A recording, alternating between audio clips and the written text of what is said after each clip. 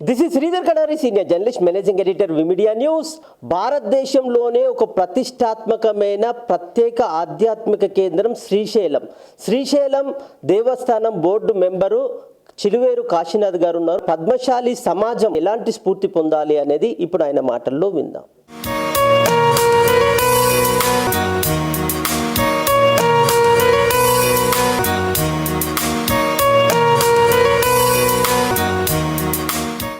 మనం ఏమిటంటే దైవారాధనగా ఎక్కువ ఉంటాం కాబట్టి ఏ దేవస్థానానికి పోయినా అక్కడ ఉండడానికి, ఆ రాత్రి నివసించడానికి మనకు వసతి సౌకర్యము, కాస్త పిల్లలతో పోయినప్పుడు హోమ్లీ ఫుడ్ ఇంత దొరికితే చాలని కోరుకుంటాం. సరే, ప్రయాణ ఖర్చులు అంటేనే బస్సులలో కార్లలో వెళ్తాం, కానీ అక్కడ ఉండడం వసతి లేనప్పుడు మన మనసు పోవాలనిపించదు. కాబట్టి ఈ సత్రాల యొక్క నిర్మాణం జరిగిన తర్వాత మన సత్రం ఉంది కదా అని పోతారు. పోయిన తర్వాత అక్కడ మనకుండే వసతి సౌకర్యము 100 రూములు ఉంటే 1000 మంది 1:10 అక్కడ కొద్దిగా ఇబ్బంది ఏర్పడుతుంది. గతంలో ఈ 100 రూములలో 10 మంది కూడా వచ్చేవాళ్ళు లేక ఎవరు వస్తారో, ఎవరు వచ్చితే వాళ్ళకి ఇద్దాము, వస్తే బాగుండు అని ఎదురు చూసిన రోజు పోయి రోజుకు ఏ సత్రంలో చూసినా 500 నుంచి 1000 మంది వరకు భోజనానికి చేస్తున్నారు. అంటే వాళ్ళు అంతమంది వస్తున్నారు.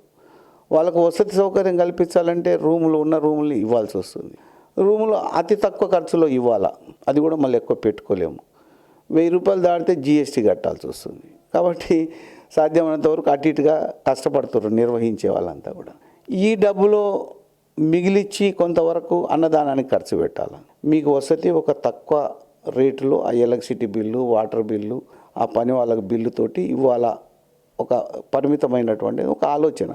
మీరు మీ కుటుంబ సభ్యులు వచ్చినప్పుడు భోజనం పెట్టాలన్నప్పుడు మేము భోజనశాలకి ఎక్కడ కూడా ఏ దానికైనా కూడా నెలకు 5 లక్షల నుంచి 10 లక్షల వరకు ఖర్చు వస్తుంది. ఒక నెల నడపాలన్నప్పుడు మినిమంగా ఆ వర్కర్స్ కానీ అది ఈ 5 నుంచి 10 లక్షలు సమకూర్చుకోవడం ఎట్లా అన్నప్పుడు ఒక స్కీమ్ ఉంది, శాశ్వత నిత్యాన్నదాన స్కీమ్ అని.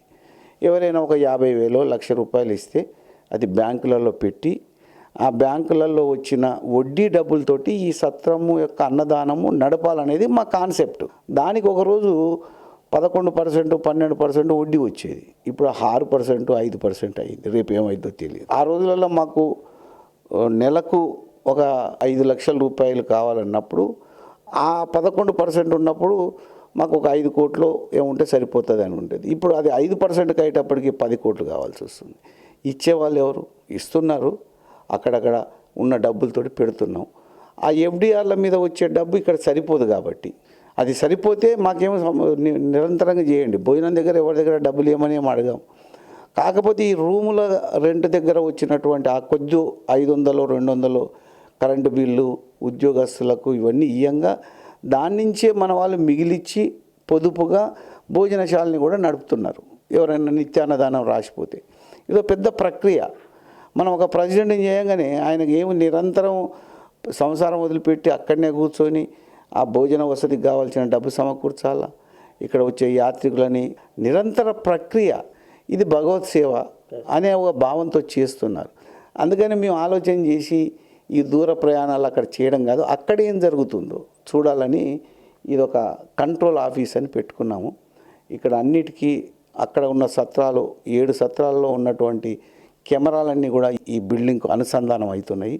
ఇక్కడ మాట్లాడితే అక్కడ వినిపించుకునేటట్టు, అక్కడ మాట్లాడితే ఇక్కడ వినిపించుకునేటట్టు డ్యూయల్ వేలో కమ్యూనికేషన్ ఏర్పాటు చేస్తున్నాం. అక్కడ జరుగుతున్నది ప్రతి విషయాన్ని కూడా ఇక్కడి నుంచే కంట్రోల్ రూమ్ నుంచే గమనించాలనేది ఏర్పాటు చేస్తున్నాం. మీలాంటి వాళ్ళు బాగా చదువుకున్న వాళ్ళు, కాస్త విశ్రాంతి ఉద్యోగస్తులు తీసుకున్న వాళ్ళని కొంతమందిని ఇక్కడ కూర్చోబెట్టి, అయ్యా మీరు ప్రతి సత్రాన్ని గమనించండి, మీరు మీ విశ్రాంత జీవితంలో ఇక్కడనే ఒక కిచెన్, భోజన వ్యవస్థ, ఓ ఛాయ్ తాగడానికి మీరు ఏమి లేకుండా ఇక్కడ కెమెరాల్లో నిరంతరం గమనించి ఇక్కడి నుంచి కంట్రోల్ చేసే వ్యవస్థ ఏర్పాటు చేయాలని ఒక తలంపుతోటి ఈ బిల్డింగ్ని మేము తీసుకున్నాం. ఈ తీసుకోవడానికి కూడా అన్ని సత్రాలు కూడా సమకూర్చినాయి. అదృష్టం గురించి తీసుకున్నాం, ఫర్నిచర్ ఏర్పాటు చేసుకున్నాం. ఇంకా మా వశిష్ట టెక్నాలజీ తరఫున మేము కనెక్ట్ చేస్తూ ఉన్నాం. రిటైర్డ్ అయిపోయి ఏదైనా సేవ చేస్తే బాగుండు అనుకునే అందరికీ ఇక్కడ అవకాశం. వాళ్ళు వచ్చినప్పుడు ఒక టీ, కాఫీ, ఓ టిఫిన్ ఇచ్చి ఇక్కడ కూర్చోబెట్టి మీరు గమనించి అక్కడ జరిగే పద్ధతులను కానీ గమనించి ఇంకా మెరుగైన వ్యవస్థ ఏర్పాటు చేసేటట్టుగా రూములు కావాలన్నప్పుడు ఎవరో రికమెండ్ చేయాల్సిన అవసరం లేదు.